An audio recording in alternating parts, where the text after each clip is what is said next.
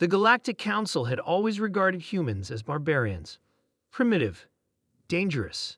They were the newest species to achieve faster-than-light travel, barely 3 centuries into their interstellar expansion, and already they had earned a reputation. Bloodthirsty Ambassador Trell of the Vosgian Collective had called them during the induction ceremony. The word had stuck. It wasn't that humans were actively hostile. They maintained peaceful diplomatic relations and honored their trade agreements. But there was something about their history, thousands of years of nearly continuous warfare, their entertainment filled with violence, their bizarre fascination with combat sports, that unnerved the older species. What civilized species would invent a game called boxing, where the goal was to concuss your opponent? What rational beings would celebrate warriors in their cultural mythology? Even their greeting customs often involved the striking of hands together. A handshake, they called it, originally designed to prove they weren't holding weapons. Captain Marcus Reed understood this perception all too well as he piloted the UES Defiant toward the distress signal. His was the only military vessel within range of the Keltharian passenger liner that had sent the emergency broadcast. Broadcast the standard greeting again, Reed ordered his communications officer. "No response, sir," Lieutenant Dale replied. "Only the automated distress signal continues." Reed frowned. The Keltharians were a peaceful species of methane breathers. Their ships were luxurious but defenseless. If pirates had targeted them. "Tactical assessment?" he asked. Lieutenant Commander Patel looked up from her console. "Scans show the liner adrift. Power readings fluctuating. Something's aboard that doesn't match Keltharian physiology. Larger, predatory." "Rald raiders," Reed muttered. The Rald were a predator species that had evolved on a harsh desert world. They had entered space not through technology, but by hijacking a research vessel that had landed on their planet. Since then, they had become the scourge of this sector, hitting vessels, taking what they wanted, and leaving no survivors. The Galactic Council had spent decades trying diplomatic solutions. The Rald had no concept of diplomacy. They understood only dominance hierarchies. "Prep the tactical team," Reed ordered. "Full combat gear. We go in hot." Across the galaxy, the distress call from the Keltharian liner had reached dozens of Council vessels. All had acknowledged receipt. None had altered course. The Council species had evolved past violence, they claimed. They had no military vessels, only peacekeeping ones. And peace, they believed, could not be kept with weapons. Their ships carried minimal defensive systems and were staffed by negotiators, not soldiers.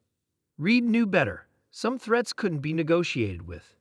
An hour later, Reed led the insertion team through the airlock of the Keltharian vessel. The air was thick with methane, requiring the humans to wear environment suits. It was also thick with something else, fear. Even through his suit's filters, Reed could smell it. "Life signs?" he asked over the team comm. 200 Keltharians in the passenger quarters, reported Specialist Torres. "Biosigns show elevated stress levels, and 12 Rald signatures moving between them and us." Reed nodded grimly. "Standard rescue protocol. Keep civilian safety as priority 1." The tactical team moved with practiced efficiency, their weapons at the ready.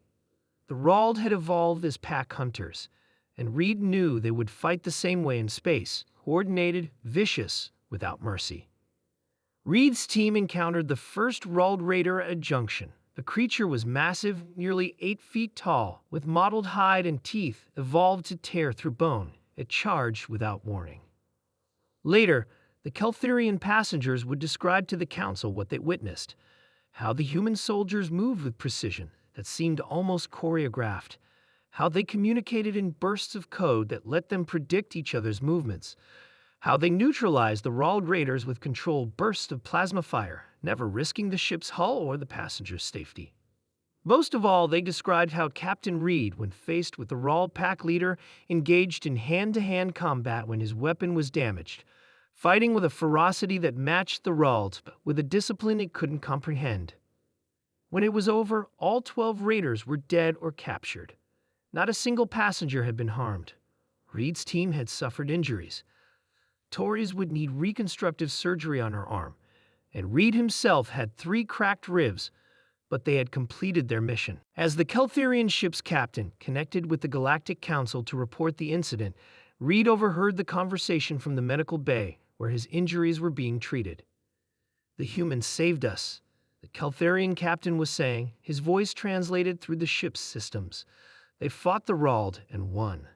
"Violence only breeds more violence," came the council representative's reply. "We will dispatch negotiators too." "Negotiators?" The Keltharian's voice rose in pitch. "The Rald were butchering my passengers.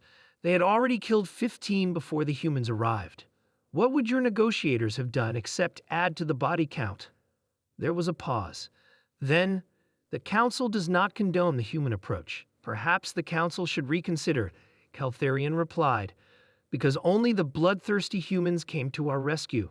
Not your peacekeepers, not your negotiators. Only the humans." Reed smiled grimly as the medical officer wrapped his ribs. Humans were indeed shaped by their violent history, but that history had taught them something the council species never had to learn. Sometimes, to preserve peace, you must be willing to fight for it. The next day, as the Defiant escorted the passenger liner to the nearest starbase, Reed received a private message from the Keltharian captain. It contained only a few words, but they said everything. "My species will remember. Humanity's reputation for violence saved us today. Perhaps it will save others tomorrow." Reed leaned back in his chair, thinking of Earth and its long, bloody history, of all the lessons learned through centuries of warfare and the peace that had finally emerged from it. Perhaps being known as bloodthirsty wasn't entirely a bad thing, if it meant that those who preyed on the innocent would think twice before attacking when humans were near. Sometimes, the universe needed predators to protect the prey.